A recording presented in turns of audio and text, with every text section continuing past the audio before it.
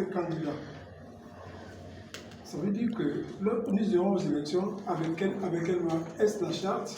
Est-ce la constitution actuelle qu'on devra voter d'ici le 16 oui ou non? Non, la constitution actuelle, d'abord la subtilité. Et en même temps les pièges. Oligui, on a tendu des pièges à Oligui. Une constitution votée par référendum entre en vigueur. Aussitôt après, c'est celle-là qui doit prévaloir. On met en place une disposition qui dit qu'elle n'entrera en vigueur qu'après l'élection du nouveau président. Donc ça ne me concerne pas. Ça c'est d'un. Et comme il faut animer le débat, on anime le débat. La charte, qui est une affaire des militaires, ça se négocie. Ça se discute. Vous ne pouvez pas dire que vous êtes venu libérer les gens et priver les gens de liberté. Si vous avez dit à ceux qui sont dans qui mettent en place cette charte de ne pas être candidats, vous ne pouvez pas le dire autant de ceux qui ne sont pas membres de cette charte. Donc, je suis libre d'être candidat. Maintenant, s'il y a une disposition de la charte qui dit qu'on ne peut pas être à 70 ans, ça veut dire qu'il est allé chercher la Constitution de 1991 pour se donner raison. Mais la Constitution de 1991 ne dit pas 7 ans. Il dit 5 ans. Vous voyez? Une constitution, ce n'est pas comme une auberge espagnole, on prend ce qu'on veut, on laisse ce qui vous déplaît. Non, il y a à boire et à manger, on peut discuter. Je reconnais au président Oligui d'être ouvert à la discussion. J'ai déjà réussi à le convaincre de mettre père ou mère. On verra bien, avec le concours de ceux qui peuvent nous aider à nous entendre,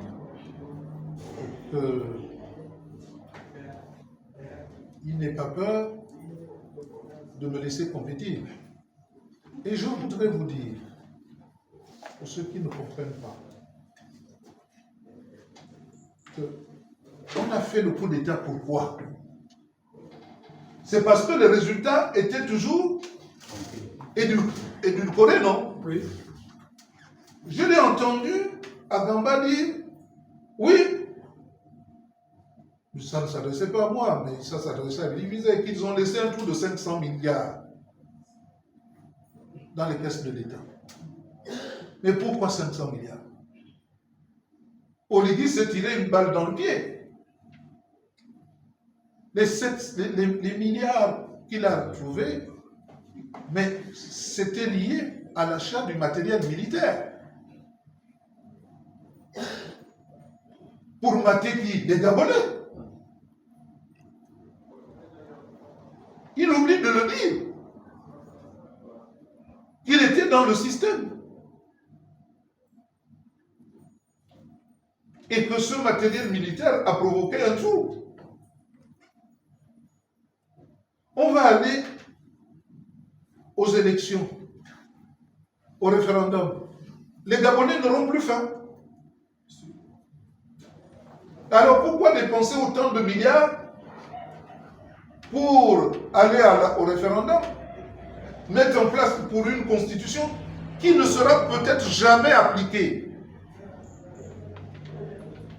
Pourquoi? Ça n'a pas de sens. On gaspille l'argent. On n'est pas sûr que la constitution va être appliquée. Et c'est la charte qui nous amène aux élections. Et cette charte est discutable.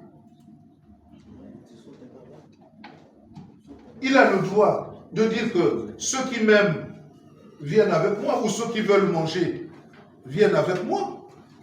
Mais les autres qui ne veulent pas, qui n'ont pas été là, pourquoi les empêcher d'être candidats?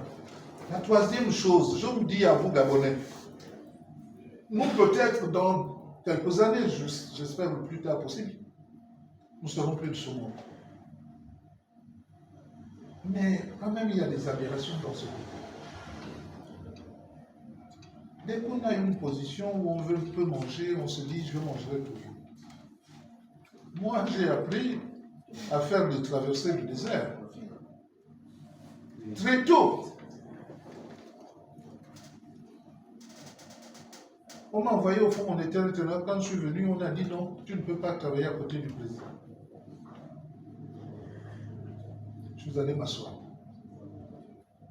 On m'a rappelé pour être contrôleur général d'État. Tout jeune que j'étais.